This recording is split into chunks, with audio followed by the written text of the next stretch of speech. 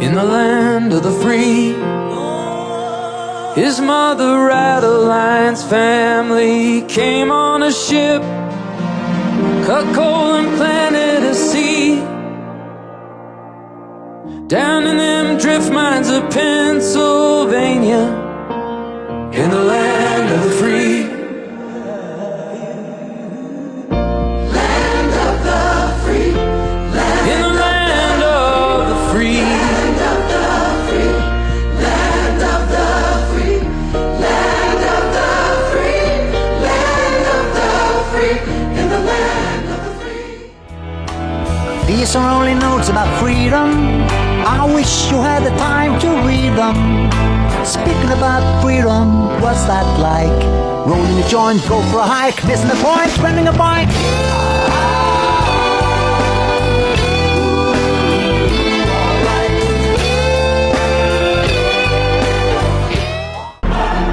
Russian propaganda works insidiously well by exploiting polarizing topics. Take the recent women's boxing controversy at the Paris Olympics. Critics claimed Imane Khelif wasn't female enough. Is that a female? Is that a male? It was later revealed that the Boxing Federation declaring her a man was led by a corrupt Russian. Pro-Ukraine supporters amplified this news, unknowingly falling into the Russian propaganda trap. In politics, optics are everything. Labels, whether true or false, stick and shape perceptions. Is it weird? Absolutely. Sleepy Joe! In the Olympic boxing situation, once the optics were set, the Italian boxer losing to the muscular Algerian, perceptions were hard to change. Men playing in women's sports, you saw the boxer today. So when millions hear that Russia identified Imani as a man, many Americans said, I agree with that. because what Russia says matches what my eyes are telling me. Come and look. We must realize that labeling something as Russian propaganda might actually help the Russians. Instead, shift the focus. If you're mad about a man beating up a woman, know that every day, Russian men are firing missiles at women and children in Ukraine, because that's the truth. No more border to defend. Would you give me a hand? Would you lead me home? Would you lead me? Will you lead me home?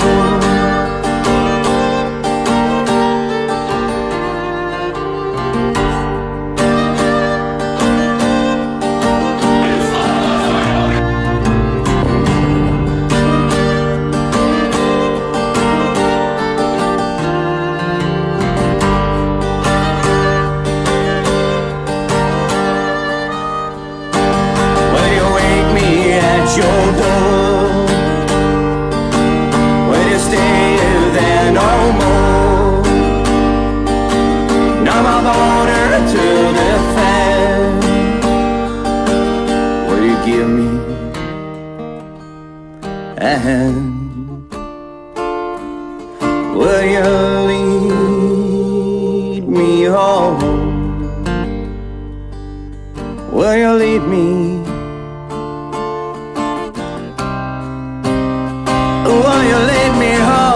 Russians just want a guarantee that Ukraine won't join NATO. Robert F. Kennedy has seen the system up close and he doesn't trust it, which is why it's strange when he attacks Ukraine, the very nation willing to fight for freedom against oligarchic corruption.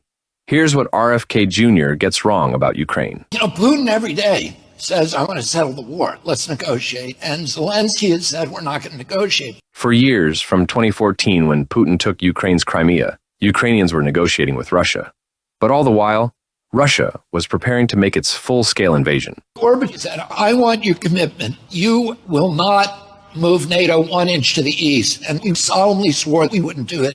Putin's war has scared Finland and Sweden into NATO. They didn't want to get invaded like Ukraine. We then overthrow the government. In 2014, their elected government and put in a Western sympathetic government. Kennedy admires the Ottawa trucker protests. Well, the Maidan Revolution of Ukraine in 2014 is the Ottawa truckers, times a million, because it was actually effective. The secret police disappeared. Ukrainians stand for freedom not in the face of tear gas, but of ballistic missiles.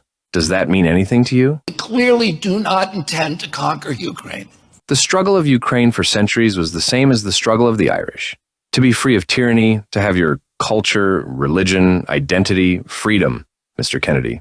Why do you say false things about the only people taking up arms to stand for freedom?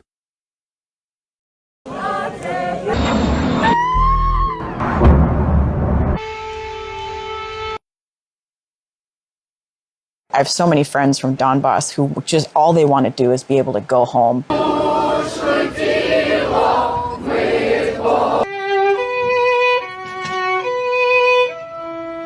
60% of the men at my wedding are now either killed, captured.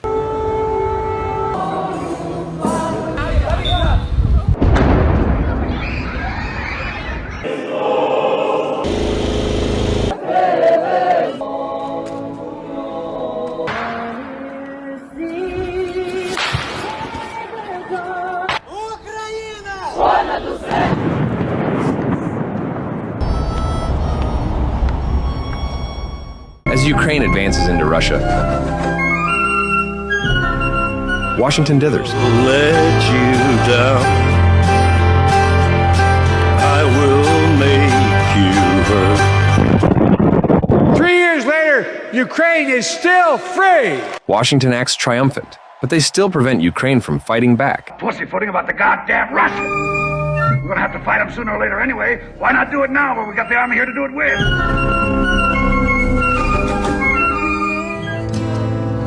I wear this crown of thorns upon my liar's chair. As long as it takes. Even as Ukraine defiantly advances into Russia's Kursk region, President Biden refuses to let Ukraine hit Russian missile launch points. As a result, Moscow, though weak on the ground, can send missiles into any Ukrainian city anytime. A bipartisan group of retired American generals and ambassadors have accused Biden of creating a sanctuary where Moscow can operate its war machine with impunity. A well-armed freedom can stop tyranny. This is a deep value of the United States. Have we lost it? Maybe Ukraine can remind us again what it means to be free. President Biden, what will your legacy be? It feels good.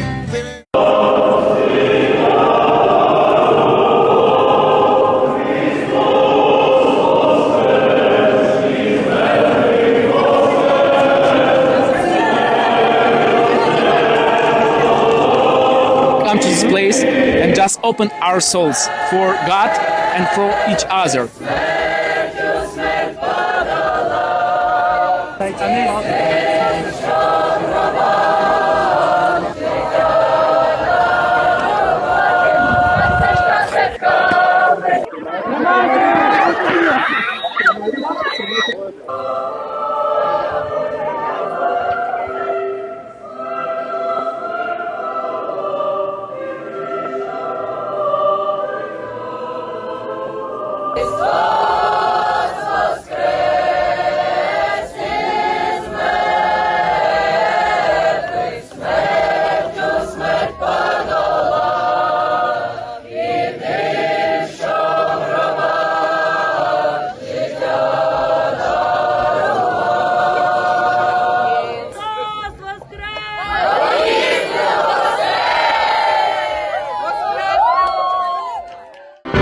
Let's go to Ukraine and check in with Joseph Lindsley. Every weekday morning at 7:20 a.m. in Chicago, the USA's third largest city, listeners embark on a journey to Ukraine simply by tuning in to WGN Radio 7:20 a.m. with host Bob Sirat. Let's go to Ukraine and check in with Joseph Lindsley. They are listening to Joe Lindsley, an American who for more than 2.5 years has made a 10-minute live report every weekday from Ukraine. Hello from Kyiv. The report today definitely hit a chord with many of our listeners, just looking at our text line here. Thank you, Joseph, for making us cry this Joe morning. might be my favorite daily reporter. I appreciate journalism with heart. Joe uses his whole brain. Your messages are full of insight into the lives of the Ukrainian people.